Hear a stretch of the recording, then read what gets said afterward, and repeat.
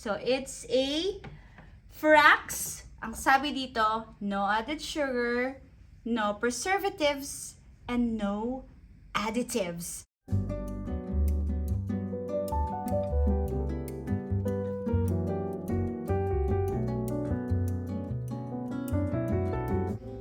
Hi guys, it's me again, Erica Z, and welcome back to my vlog.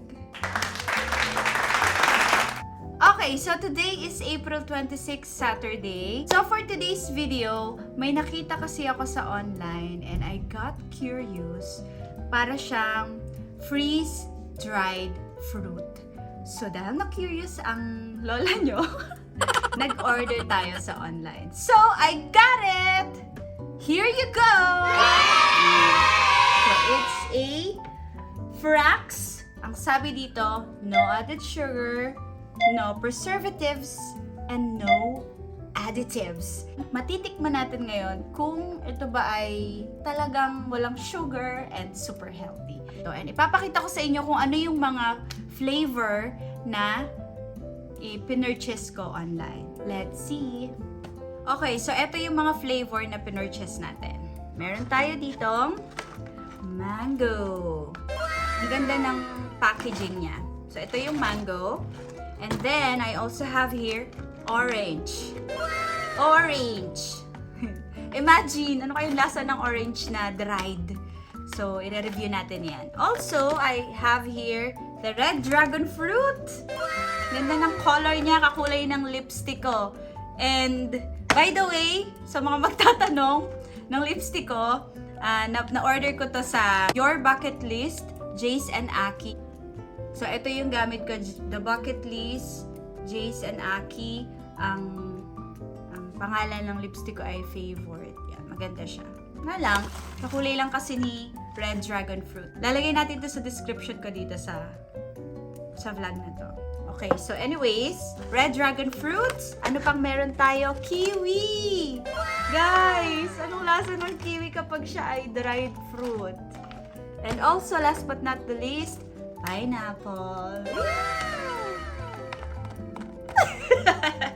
Ano kayang lasa ng mga prutas na to pag na-dried? So, yun, tingnan natin. I-review natin to today.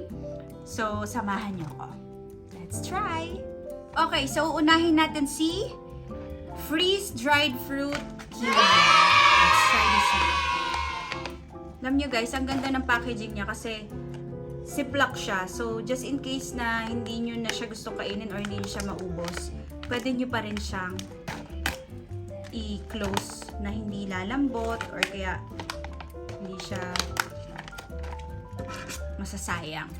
So, let's open si kiwi. Yan na. Excited na ako kasi napanood ko lang talaga to. Super crunchy niya and everything. Yan. Let's open it. Yan. So, wow! Smell nice! Kiwing-kiwi talaga yung amoy niya. Though siya ay freeze-dried fruit talaga. So, let's try. Let's have it. Wow! Walang pinag-iba. Medyo namutla lang yung kulay niya. Pero talagang, look. It's kiwi. Keywordiness. Amoy pa rin yung pagka-kiwi niya. Pero nga kasi, freeze-dried fruit siya. So, let's try. Parang mukbang tayo.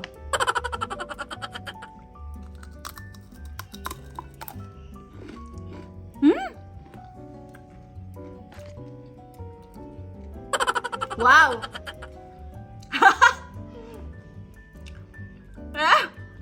May pagka-asim siya ng konti sa dulo. Pero hindi siya sobrang tamis. Sakto lang yung kung matitikman nyo yung normal na kiwi. Ganon din yung lasa niya. Tapos may konting pakla. Pero sakto lang sa lasa nung asim niya. Nagmi-mix sila together. Ang sarap nito.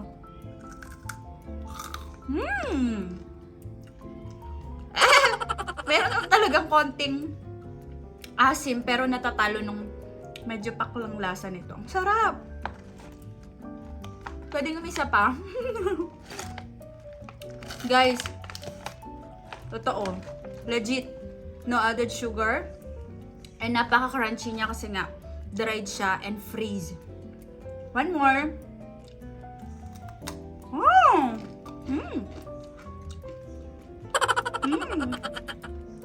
Masarap yung pagkaasim niya.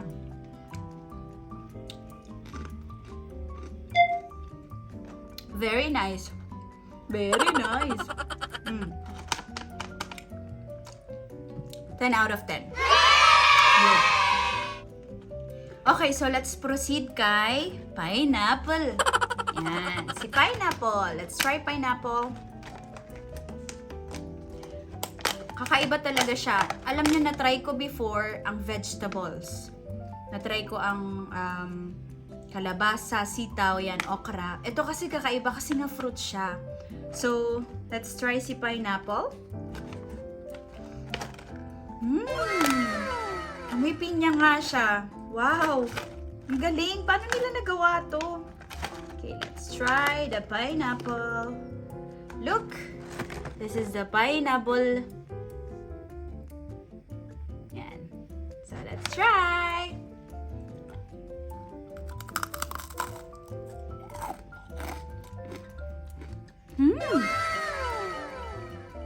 Wow!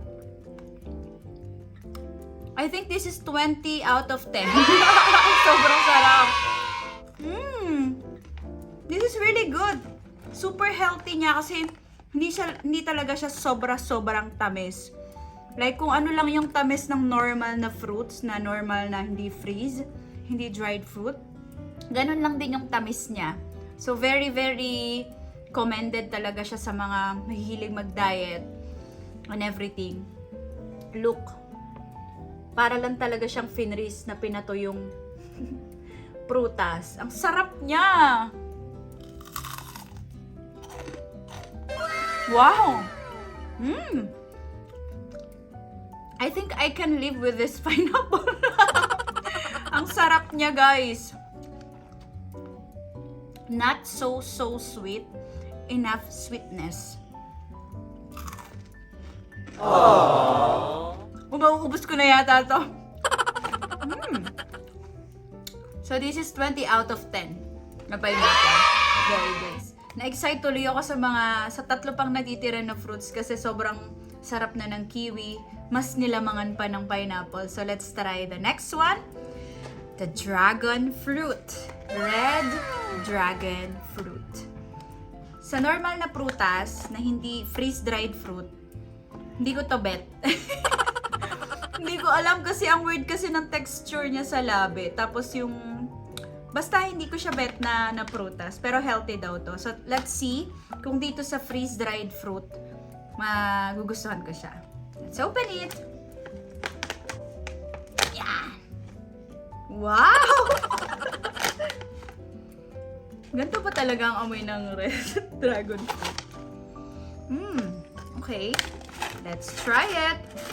Para siyang ube. See? Pero ganito talaga yung ganito talaga yung kulay ng dragon fruit, red dragon fruit. Ganyan siya. Imagine para siyang Crayola lang, pero freeze-dried fruit nga siya. So kaya ganito yung itsura niya. Pati yung kung nakikita niyo siguro yung mga buto-buto ba yun, yung mga seed niya, nandun talaga siya. Let's try it. Kung malalamangan niya si pineapple.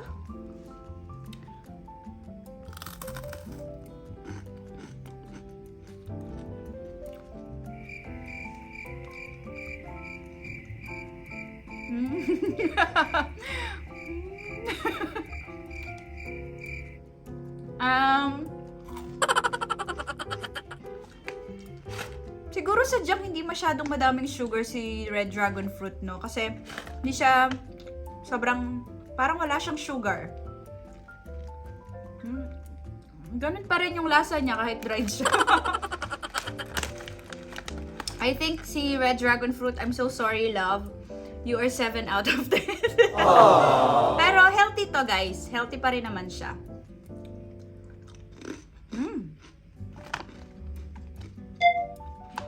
It's still nice. Okay, so sa next stop na tayo, excited ako sa dalawang huling natitira, si Mango at saka si Orange. So unahin na natin muna si Mango kasi gusto ko huli si Orange. Let's try Mr. Mango. I'm not sure kung anong klaseng mango to, kung Indian or ano pa ba yung ibang klase ng mango, Pakistan mango. Pero tingnan natin kung mas malalamangan ni Mango yung kasarapan nung previous na pinakamasarap sa akin na pineapple. So let's open it. Ooh! Parang amoy siyang milk. So let's try the mango. Pakita ko sa inyo yung itsura niya. Mukha nga naman siyang mango. Look! There you go. Freeze-dried fruit mango. Yan. Maganda naman yung color niya.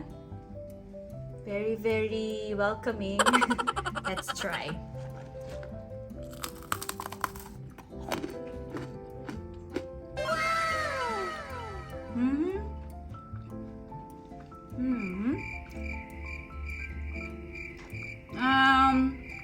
I think mango is 8 out of 10. Mas masarap pa rin talaga si pineapple, pero okay din naman siya. Masarap din naman siya, pero parang may kulang sa kanya. Okay din siya. Pero siguro nasanay na din ako sa mango ng Pinas na as in malasa siya na lasang manggang Pilipinas. Siguro ito ay manggang ewan. Pero masarap din naman siya. Nice. Okay, so last but not the least, my favorite one. Tingnan natin kung masasatisfy ako nito. Si Mr. Orange. Freeze-dried fruit orange. Pero guys, so far, lahat naman ng natikman ko ay okay. Masarap naman sila. Stand out lang sa akin so far si pineapple. Pero let's see kung si orange ay mas malalamangan niyo yung sarap ni pineapple. Okay, let's open it. Na-curious ako dito kung bakit ito yung nilas ko. Kasi nung nakita ko siya sa social media, yung orange niya may balat pa. Okay? May balat, guys. May balat. Kinakain niya yung balat. So, tingnan natin. Sana may balat din to. Tadan! OMG! Wow! Wow! I think ito, 30 out of 10. Amoy pa lang. Legit na legit na. Guys, look at this. Tadan! May balat siya! As in, freeze-dried siya na hindi tinanggal yung balat. Tapos, yung pinakalaman ng orange, nandun din siya. Look at that. Yan, may balat. Ewan ko kung nakikita nyo, pero may balat. And then, may laman. Nakikita nyo ba yung tatlong layer niya? So, I hope hindi mapait yung balat na to kasi usually mapait siya. So, let's try the orange one.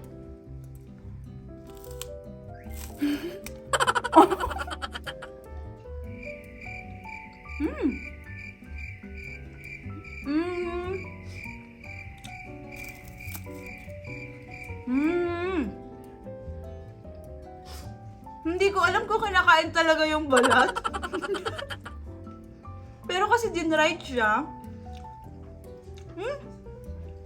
Finris din siya. Feeling ko pag kinakagat ko yung balat, kumakain ako ng styrofoam.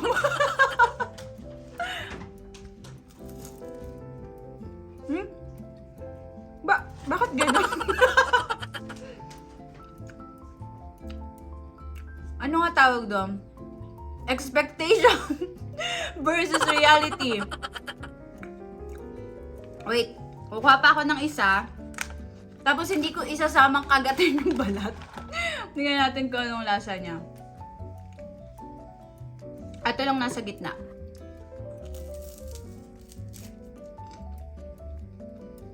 What? Okay. I'm so sorry, Mr. Orange. Pero I think i-rate kita ng 5 out of 10. Pero I think sa mga healthy living natin ng mga friends dyan, magugustuhan nyo to kasi okay din naman siya. Pero pag kinakain ko kasi yung balat, feeling ko para siyang styrofoam na may kasamang sponge. Pero healthy naman to kasi fruit siya. Highlight natin. Nice. Super nice. Sa lahat ng natikman ko, ito talaga yung pasado sa aking dila. Hindi naman kasi talaga ako fruits eater or lover. Pero nagustuhan ko to sa lahat ng natikman ko ng mga freeze-dried fruits, the pineapple one. Pero the rest naman ay masarap din. Yun nga lang, yung dila ko ay ito yung pinaka nagustuhan. Ang pineapple. Legit siya sa akin talaga. Tapos natikman din nga pala siya ng mga friends ko. Ano yan? Mas masarap yung vegetable. Mas masarap daw yung vegetables kaysa dito sa dried fruit. Freeze-dried fruit. Pero, kung just in case na curious kayo sa lasa, iba-iba naman kasi din tayo ng opinion. So, itry nyo siya. Isama nyo sa list nyo itong pineapple. And I think yung iba, magugustuhan nila yung mga ibang flavor na para sa akin ay okay lang din naman ang lasa. Pero for them, siguro ay mas magugustuhan nila yun. I love pineapple. Okay, so that's all for today's video. Salamat sa lahat ng mga nag-watch and I hope na nagustuhan nyo yung video na to. And kung gusto nyo mag-purchase, i-visit nyo lang yung kanilang website. So sa lahat ng mga gustong mag-purchase, punta lang kayo sa Deliveroo. Yan, sa Deliveroo ko kasi ito in order. So, Frax, no added sugar, no preservatives, and no additives. So, yun lang guys. I hope you guys enjoy my video for today. Thank you guys for watching. Please don't forget to share, like, and subscribe, and hit the notification bell para updated pa kayo sa mga future ko pang mga vlogs. Thank you so much. God bless you all. Bye!